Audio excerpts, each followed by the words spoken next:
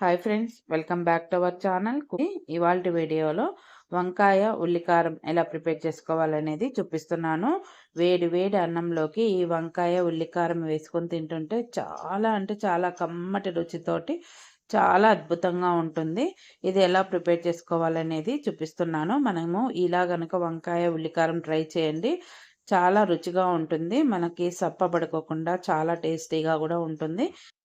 మీకు నా వీడియోస్ కనుక నచ్చినట్టయితే సబ్స్క్రైబ్ చేసుకొని చిన్న కామెంట్ అయితే చేయండి. బాగుంటే బాగుందని, లేదంటే లేదని ఒక కామెంట్ అయితే చేయండి. ఇది ఎలా చేసుకోవాలో చూసేద్దాం రండి. ఒక మిక్సీ జార్ తీసుకొని ఇందులోకి 3 మీడియం సైజు ఉల్లిపాయలను అయితే యాడ్ చేసుకుంటున్నాను. పెద్ద పెద్దగా అయితే వీటిని ముక్కలుగా కట్ చేసుకున్నాను. తర్వాత ఇందులోనే ఒక 8 నుంచి 10 వరకు వెల్లుల్లి రెబ్బలను అయితే యాడ్ చేసుకోవాలి. తర్వాత మనకి స్పైసీనెస్ని బట్టి కారం అయితే యాడ్ చేసుకోవాలి. ఇక్కడ నేను ఒక 3 టేబుల్ స్పూన్ల వరకు కారం అయితే యాడ్ చేస్తున్నాను. ఇందులోనే 1 టేబుల్ స్పూన్ వరకు జీలకర్రని యాడ్ చేసుకోవాలి. ఒక హాఫ్ టేబుల్ స్పూన్ వరకు పసుపు యాడ్ చేస్తున్నాను. తర్వాత ఇందులోనే రుచికి తగ్గట్టుగా సాల్ట్ అయితే యాడ్ చేస్తున్నాను. వీటన్నిటిని కూడా మనము కచ్చాపచ్చాగా ఇలా గ్రైండ్ చేసుకోవాలండి. బాగా మెత్తగా కాకుండా ఇలా కొద్దిగా బరకగా ఉండేలాగానే గ్రైండ్ చేసుకొని పక్కన పెట్టేసుకుందాము. తర్వాత వంకాయ ముక్కల్ని ఇలా కట్ చేసి సాల్ట్ వాటర్లో అయితే వేసి పెట్టాను. ఇలా సాల్ట్ వాటర్లో వేసి పెడితే వంకాయ ముక్కలు అనేది నల్లబడిపోకుండా ఉంటాయి. నేను ఇక్కడ పొడవు వంకాయలని అయితే తీసుకున్నాను. ఇలా మధ్యలోకి ఒక చిన్న ఘాట్ అయితే పెట్టేసి వీటిని సాల్ట్ వాటర్లో అయితే వేసి పెట్టాను. మీకు నచ్చిన వంకాయలని అయితే తీసుకోవచ్చు. ఇలా మధ్యలోకి ఘాట్లు పెట్టుకున్న వంకాయల్లోకి ఉల్లికారాన్ని స్టఫ్ చేసుకోవాలి. మనం గుత్తి వంకాయకి ఎలా అయితే మసాలా స్టఫ్ చేస్తామో అలా అన్ని వంకాయల్లోకి ఇలా ఉల్లికారాన్ని అయితే స్టఫ్ చేసుకుంటే మంచిగా ఫ్లేవర్, ఈ ఉల్లికారం ఫ్లేవర్ అనేది వంకాయలోకి పూర్తిగా బాగా పట్టి మనం తినేటప్పుడు వంకాయ మొత్తం కూడా ఇదే ఫ్లేవర్ తోటి చాలా టేస్టీగా ఉంటుంది.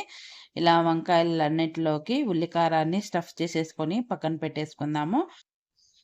ఇలా స్టఫ్ చేసుకోగా మిగిలిన ఉల్లికారాన్ని ఏం చేయాలనేది ముందు ప్రాసెస్లో అయితే చూపిస్తాను. తర్వాత స్టవ్ మీద ఒక ప్యాన్ పెట్టేసుకొని ఇందులోకి ఒక 4 స్పూన్స్ వరకు అయితే ఆయిల్ని వేసుకోవాలి. ఆయిల్ అనేది కొద్దిగా ఎక్కువగానే పడుతుంది. ఇలా కొద్దిగా ఆయిల్ హీట్ అవ్వగానే మనము ముందుగా స్టఫ్ చేసుకొని పెట్టుకున్న వంకాయలని అయితే ఇలా స్లోగా అనేది వేసుకోవాలి. మనం ఎందుకంటే కట్ చేసి సాల్ట్ వాటర్లో వేసి పెట్టుంటాం కదా, ఈ వాటర్ అనేది ఆయిల్‌లో వేయంగానే చిమ్ముతుంది. అందుకే స్లోగా అనేది యాడ్ చేసుకోవాలి. తర్వాత ఇందులోనే కొద్దిగా కరివేపాకు కూడా యాడ్ చేసేసుకొని మూత పెట్టేసుకొని మగ్గించుకోవాలి. ఇలా మగ్గించుకుంటున్నప్పుడు మధ్య మధ్యలో ఇలా కలుపుకుంటూ మగ్గించుకోవాలి ఆయిల్‌లో అనేది.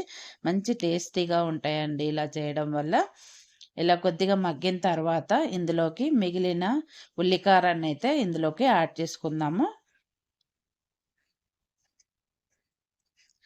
ఇలా మిగిలిన ఉల్లికారాన్నంతటిని కూడా ఇలా యాడ్ చేసేసుకోవాలి.